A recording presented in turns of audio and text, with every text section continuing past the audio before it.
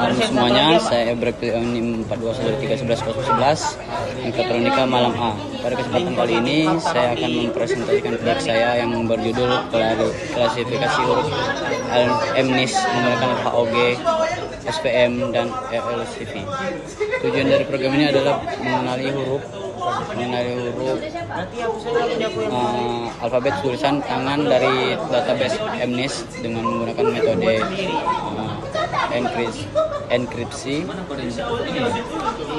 fitur HOG, dan algoritma klasifikasi SVM. Selain itu juga menggunakan left one code cross validation LCV untuk menguji performa mode secara ketat. Google Collapse.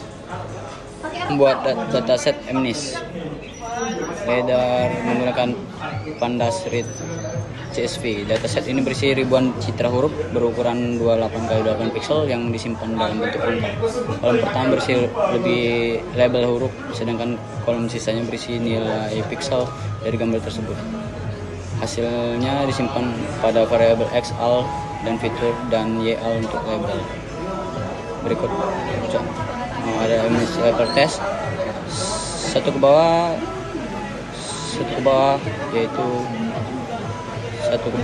yaitu kelas 0 ke kanan atau ke ujung kanan yaitu angka itu ujung gambar. Oke.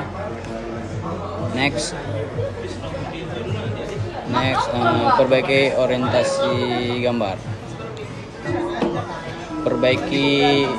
orientasi gambar.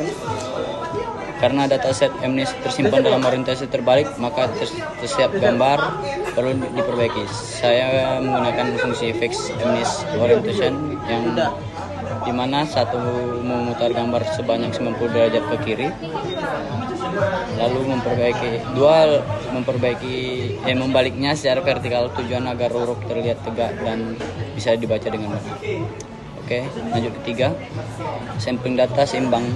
Dataset hasil sangat besar, sehingga program mengambil sampel seimbang sejumlah 50 data per kelas huruf menggunakan fungsi balance sample. Dengan begitu total data yang digunakan sekitar 1300 sampel dari 26 huruf agar proses pelatihan lebih cepat dan representatif. Oke. Berikut codingnya. Lanjut ke 4, ekstraksi fitur HOG. Setiap gambar diubah menjadi fitur HOG atau histogram of oriented gradients. Metode ini berfungsi untuk menangkap pola tepi dan arah garis pada citra huruf. Hasil ekstraksi HOG berupa vektor numerik panjang dan menjadi masukan untuk model SVP. Oke. Berikut codingnya. 5, standarisasi data. Sebelum nanti model fitur HOG perlu distandarisasi menggunakan standar scalar dari Skitlearn. Proses ini memastikan setiap fitur memiliki rata-rata 0 dan variasi 1, sehingga semua fitur punya bobot dan yang seimbang dalam perhitungan SVM. Oke, singkat saja codingnya. 6, lanjutkan 6, tuning parameter SVM, grid search.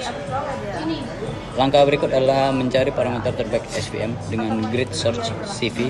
Parameter yang dicari meliputi kernel, linear, dan RBF, gamma, scale auto C01,1 dan 10, gamma scale dan auto dengan cross validation 5 volt. Model terbaik dipilih berdasarkan akurasi tinggi. Hasil tuning akan menampilkan kombinasi parameter yang paling optimal. 7, evaluasi ROCV setelah mendapatkan model terbaik. Yang kamu udah di atas. Mendapatkan model terbaik. Bawa dia. Kenapa dia? Oke. Step selanjutnya adalah evaluasi menggunakan left one out cross validation atau LLCV. Setiap data diuji satu persatu, sementara data lainnya digunakan untuk melatih model. Metode ini menghasilkan pengujian yang sangat teliti. walaupun memakan waktu lama. Dan program ini evaluasi dilakukan pada subset 1.300 data untuk menyeimbangkan antara akurasi dan waktu komputasi. Hasil ditampilkan dalam bentuk classification report yang berisi nilai precision, recall, dan F1 score serta akurasi total modal. Oke. Lanjut ke visualisasi confusion matrix. Pada gambar ini setiap sumbu mewakili kelas huruf sebenarnya true di sisi kiri, dan prediksi model predicted di bagian bawah. Warna biru tua diagonal menunjukkan prediksi yang benar, sedangkan warna biru muda di luar diagonal menandakan kesalahan prediksi. Dari visualisasi ini bisa melihat bahwa sebagian besar titik berada di diagonal utama, dan yang berarti model mampu mengenali huruf dengan cukup akurat. Namun masih ada beberapa kesalahan pada huruf yang bentuknya mirip seperti huruf I dan L atau C dan E. Oke. Lanjut ke simpan model dan hasil. Tahap terakhir adalah menyimpan model yang sudah dilatih dan hasil evaluasinya. Model SVM dan scalar disimpan dengan format joblib, sedangkan confusion matrix disimpan sebagai NPY. Tujuannya agar bisa digunakan kembali tanpa perlu melatih ulang model dari awal. Oke. Sebagai kesimpulan, proyek ini berhasil melakukan klasifikasi huruf tulisan tangan MNIST menggunakan kombinasi HOG untuk ekstraksi fitur, SVM untuk klasifikasi, dan LOCP untuk evaluasi performa yang ketat. Hasil confusion matrix menunjukkan bahwa sebagian besar huruf berhasil dikenali dengan benar dengan kesalahan yang relatif kecil. Meskipun proses cukup berat secara komputasi, metode ini terbukti efektif menghasilkan akurasi yang cukup tinggi dengan hasil evaluasi yang jelas. Demikian presentasi saya. Terima kasih atas perhatian dan waktunya. Selamat malam.